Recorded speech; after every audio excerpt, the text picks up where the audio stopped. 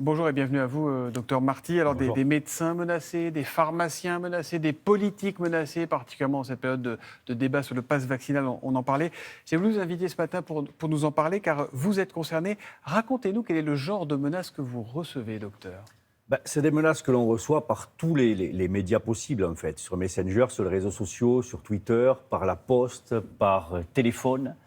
Des gens qui prennent au pied de la lettre des déclarations de meneurs, parce qu'il y a des meneurs dans cette crise, et qui vont agresser verbalement des médecins, des pharmaciens, vous l'avez dit, des politiques. Et qu'est-ce qu'on vous Le reproche? type de menace, par exemple, vous voyez, il y a 3 jours, j'ai reçu ça. Tu as collaboré à tuer des millions de gens, on appelle ça un génocide. Tu as beaucoup plus que collaboré activement, tu seras un grand responsable. Un fou comme toi ne sera plus jamais médecin. Un fou comme toi tue des gens, ne connaît rien à la santé, tu es foutu Marty, etc. Voilà. C'est des choses comme ça que l'on reçoit. On nous reproche simplement de porter la science, on nous reproche de faire la promotion du vaccin, on nous reproche de porter des messages de santé publique. En fait, on nous reproche de faire notre job, quoi. Ouais. On est médecin, on est là pour faire de la prévention, on est là pour faire de la médecine curative également.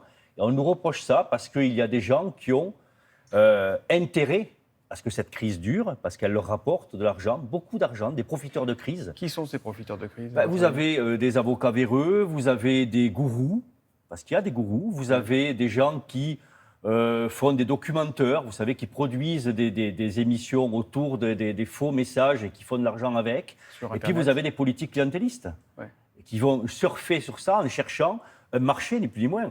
Et donc vous avez à côté de ça des gens qui vont souffrir de cela, qui sont ceux qui portent la science et puis les politiques. Ça s'emballe ou ça a toujours été comme ça?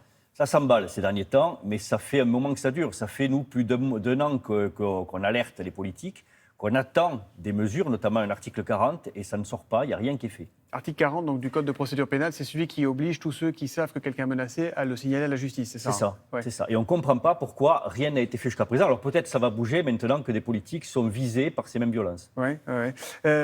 Vous êtes président d'un syndicat de médecins, on le disait en vous présentant, vous êtes donc parfois interviewé, exposé comme ce matin. Est-ce que typiquement, après votre interview de ce matin, vous pensez que vous allez prendre une salve, par exemple? Oui, bien sûr. Ouais. Bien sûr, mais ça fait, je vous dis, ça fait des mois que ça dure. Moi, par exemple, quand j'interviens sur certaines chaînes qui sont plus, on va dire, spécialisées dans le fait d'inviter des gens qui portent ces informations falsificatrices autour de la vaccination, ma secrétaire va recevoir des dizaines de coups de fil insultants juste immédiatement après l'interview. Vous le vivez comment, vous? C'est facile ou pas? Parce qu'on se dit, bon, on peut être un peu détaché, se dire, bon, finalement, il s'agite un peu sur Internet.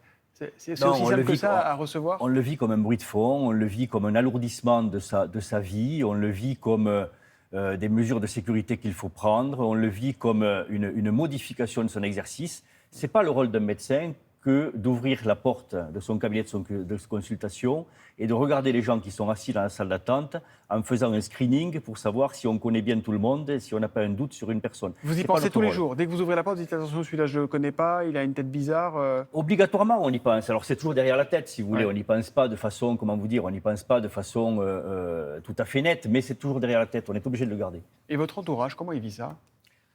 Il le vit difficilement, quoi. Il le vit difficilement, obligatoirement. C'est pas une partie de plaisir que de voir son mari, que de voir son père insulté en permanence sur des réseaux, parce qu'il y a certains jours où c'est des milliers de messages de menaces. Rien que pour vous? Oui, bien sûr. Et ça vous fait peur quand même ou pas?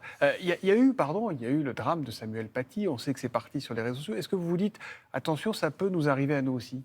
Ça peut toujours arriver que quelqu'un de fragile prenne au pied de la lettre les messages. Je vous rappelle par exemple que Mme Martine Vonner, qui est élue de la République, Députée, est allée ex-En Marche, dire qui a- devant une foule qu'on avait assassiné au Rivotril dans les EHPAD, que les médecins étaient des assassins, la foule disant assassin, assassin, ne cherchant pas à calmer la foule.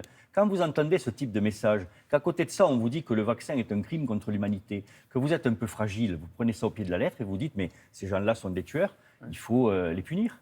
Quelle est la bonne réaction à avoir? Vous avez porté plainte, vous, par exemple, ou pas? Alors, il faut systématiquement porter plainte, Ouais. très fréquemment. Il faut faire les déclarations sur la plateforme Pharos, qui vous rappelle immédiatement, qui Plateforme met, de en œuvre, signalement, ouais. qui met en œuvre la protection par les gendarmeries ou par la police. Donc, il faut le faire, effectivement. Ensuite, on ne peut pas en vouloir à un certain nombre de personnes qui prennent ça au pied de la lettre, qui sont fragilisées. Ceux-là, ils sont victimes aussi. Ouais. Ceux contre qui j'en ai vraiment, et je n'ai aucune pitié, c'est les profiteurs de crise. C'est ceux qui manipulent. À la fois les politiques clientélistes, en général extrémistes, et puis les gens qui font de l'argent avec la crise. Ceux-là, il n'y a aucune espèce d'indulgence à avoir vis-à-vis d'eux. Je sens de la colère dans vos mots et dans votre regard. Est-ce que ça pourrait vous pousser à renoncer à l'exercice de la médecine? Vous avez des collègues à qui... Non, certainement pas. Non, s'il y a de la colère dans mon regard et dans mes propos, c'est parce que ce que je crains par-dessus tout, c'est qu'un médecin beaucoup plus anonyme que moi, qui a la chance en quelque sorte d'être médiatisé et qui quelque part est protégé par cette médiatisation.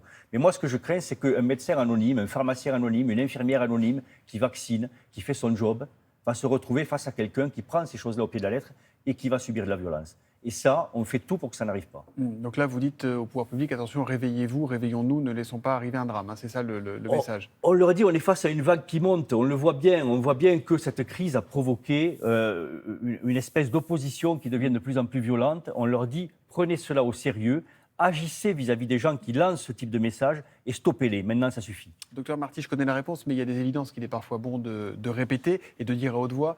Est-ce que vous soignez tout le monde? Est-ce que même si quelqu'un qui vous menace vient frapper à la porte de votre cabinet, vous le soignerez? Mais c'est notre job. On ne fait pas médecine pour autre chose. Évidemment qu'on soigne tout le monde. On soigne l'ami comme l'ennemi. On soigne quelle que soit la religion, quelles que soient les idées politiques, quelle que soit la couleur de peau. C'est notre métier de médecin. On ne doit jamais avoir en tête, est-ce que je dois soigner celui-là, qu'est-ce qu'il pense, etc. Non, bien sûr.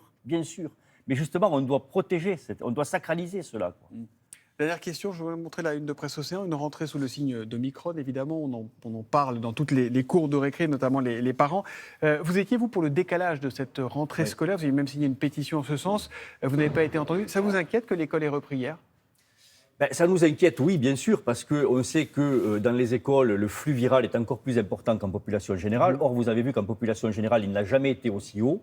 On sait que la rentrée s'est faite à côté d'un brassage populationnel extrêmement important et que donc le virus va circuler encore plus dans les écoles et les mesures qu'on a mises en place ne sont pas suffisantes pour l'empêcher. Or, il y a ce qu'on appelle les syndromes inflammatoires multisystémiques chez les enfants qui peuvent être graves. On a des Covid longs, on a des enfants hospitalisés, il n'y en a jamais eu aussi nombreux, y compris en réa. Et donc ça nous alerte. Ça vous alerte. Merci, docteur Marty, à travers vous. Merci à tous les médecins, les pharmaciens, les soignants qui, en plus de leur charge de travail, doivent supporter la haine facile de quelques imbéciles. Merci d'être venu. Merci à vous.